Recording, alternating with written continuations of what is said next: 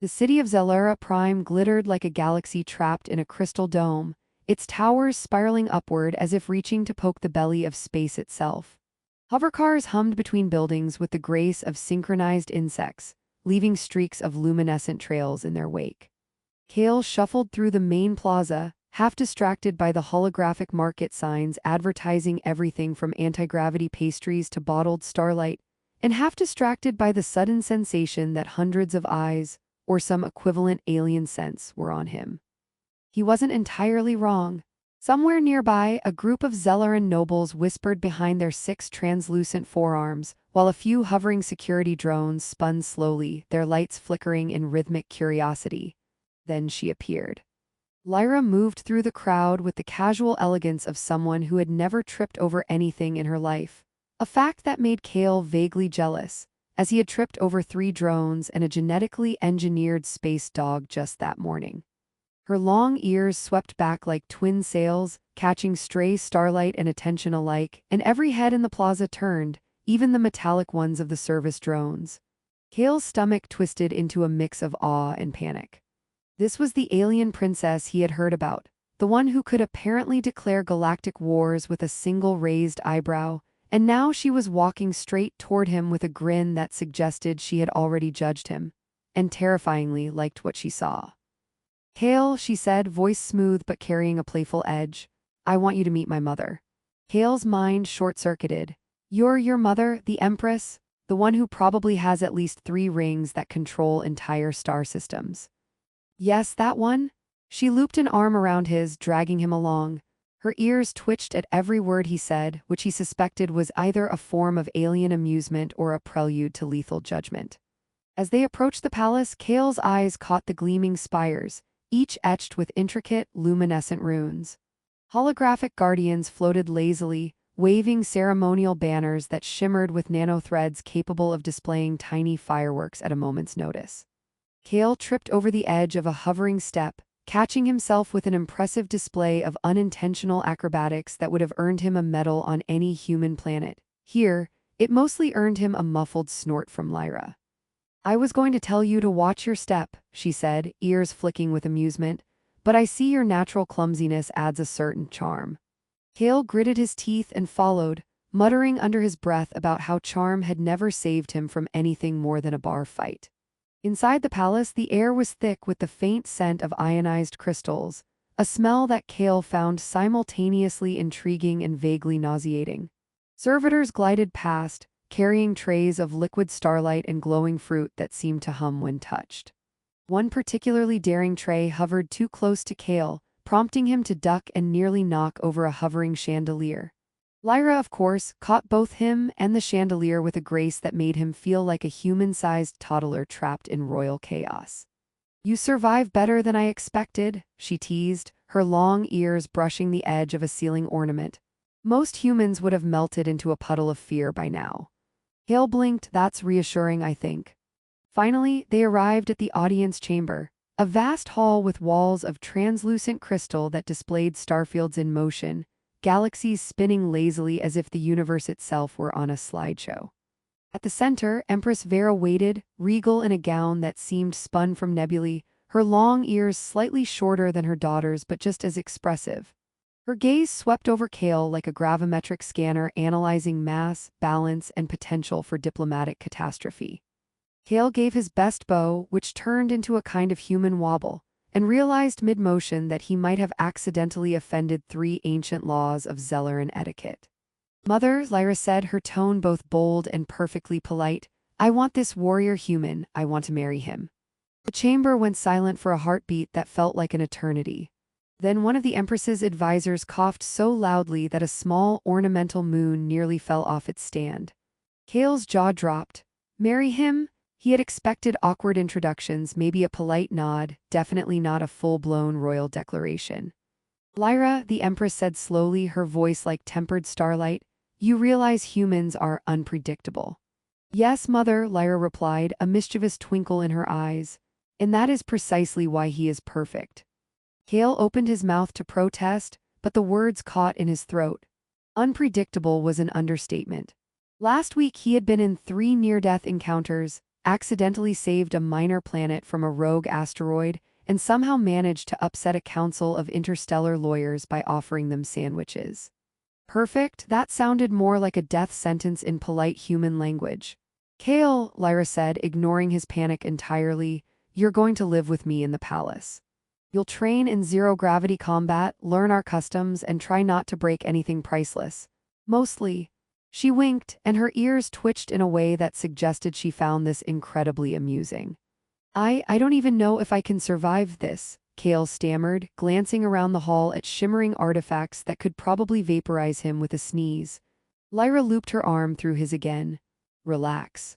I've seen humans in action before, you'll do fine or die spectacularly. Either way, entertaining. The Empress raised an eyebrow so high it almost touched the crystal ceiling. Lyra, are you certain? Absolutely no doubts. Except maybe whether he'll survive my mother's interrogation breakfast. She gave Kale a grin that made him feel like both the luckiest and most doomed human alive. Kale tried to imagine his life here. Zero-gravity lessons, alien etiquette classes, surviving a royal court that could vaporize him with a gesture, yet somehow, against all reason, he didn't want to run. Not yet, at least. Because Lyra's laughter, the way her ears twitched when amused, the way she looked at him like he was already part of her galaxy, made him feel like maybe, just maybe, he could survive anything, even the absurdity of an alien princess declaring she wanted to marry him in front of the entire court. By the time they left the audience chamber, Kale had tripped over another servitor, accidentally turned a hovering orb into a miniature fireworks display, and learned that Lyra could laugh at his mistakes in a way that made him feel almost heroic. Almost. As the sun of Zellura Prime dipped below the horizon, casting the city in shades of violet and gold, Kale realized that his life had just gotten infinitely more complicated and infinitely more interesting.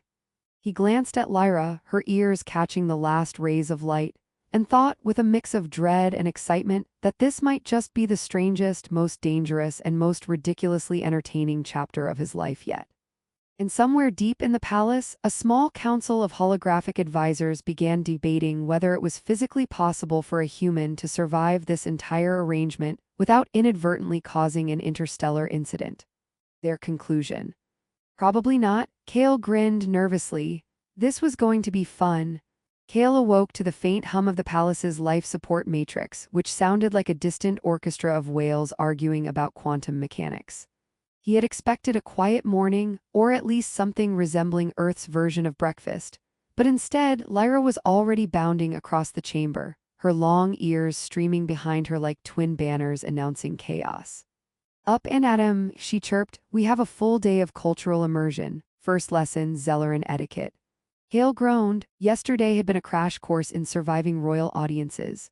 Today promised zero-gravity dining, ceremonial dances that doubled as mild torture, and etiquette manuals that seemed to double as gravitational anchors. He rubbed his eyes and attempted to stand, only to find that the floor was slightly slippery. He looked down to see that it was not a floor at all, but a subtle anti-gravity layer that encouraged gliding. He tried to take a step and instead pirouetted like a human-sized top, arms flailing. Lyra caught him mid-spin with a single hand. You'll get the hang of it eventually, she said, ears twitching in amusement, or at least survive without smashing anything priceless. Breakfast was a spectacle. A table of floating dishes hovered in a slow orbit around them, each plate containing food that glowed faintly with bioluminescence and emitted a gentle musical tone when touched. Kale poked at a hovering pastry, which responded by bouncing toward Lyra and singing a slightly off-key lullaby. She laughed, catching it with ease, while Kale swatted at a tiny orb of liquid starlight that had begun orbiting his head like a miniature planet. Humans are weird, Lyra said, her grin wide enough to suggest she meant it as a compliment. I like weird. After breakfast, Lyra insisted they visit the training hall. The hall was a vast sphere where gravity could be adjusted by thought commands, a place where warriors from across galaxies honed their skills. Kale's first lesson was zero-gravity swordsmanship. He had fought on battlefields, survived ambushes, and once accidentally defeated a band of pirates with a leftover crate of space cheese, but nothing could have prepared him for this. Lyra demonstrated first, moving with fluid precision, her long ears slicing through the air like twin blades.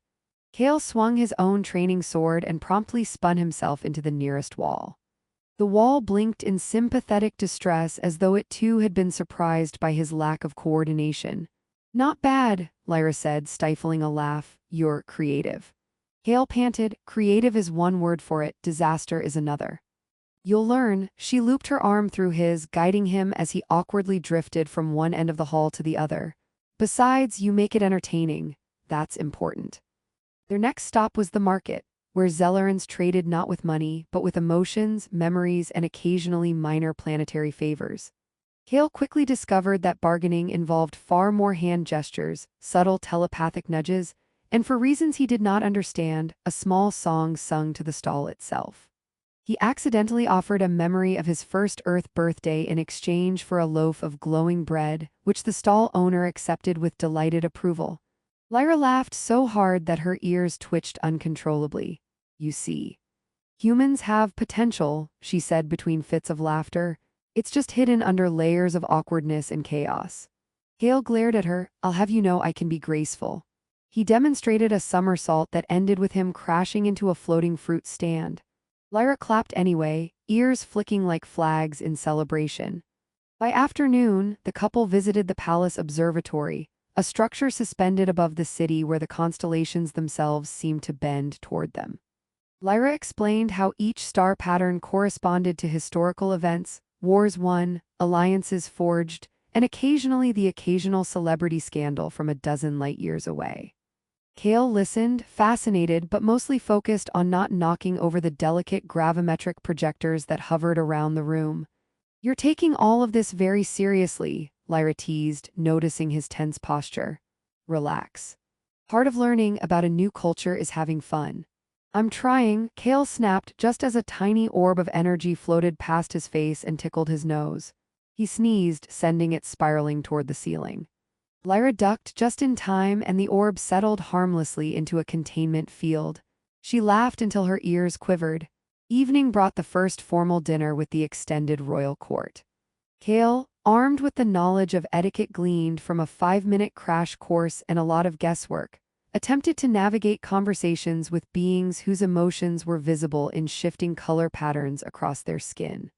He complimented a noble's violet-tinged cheek pattern and immediately wished he hadn't, because it meant something entirely different in their society. Lyra leaned over and whispered, "It's fine. You're not offending anyone yet, mostly." During dessert, Kale accidentally performed a hand gesture that was supposed to mean respect but in Zelleran culture indicated an invitation to duel. He froze. Lyra's laugh was a soft vibration against his ear, and she muttered, "You'll be fine. If they attack, just dance." By nightfall, Kale had survived zero-gravity combat, emotionally charged bargaining, a near duel, and a palace-wide laughter session instigated by his various blunders. He flopped onto a floating bed, feeling equal parts exhilarated and exhausted.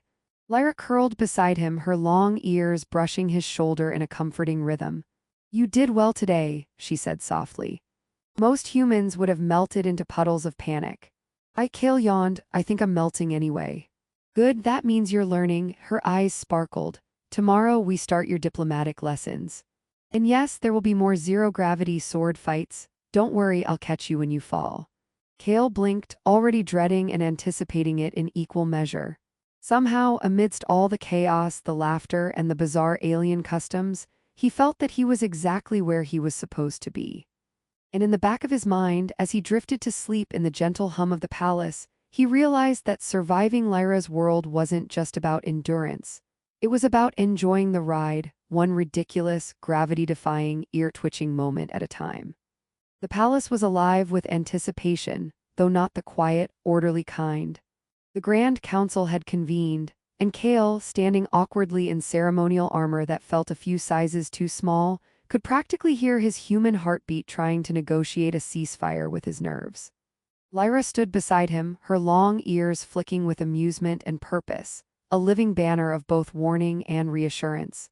Today was the day of judgment, the day he would be measured, weighed, and tested, not by any normal human standards but by the meticulous, unpredictable customs of Zellara Prime.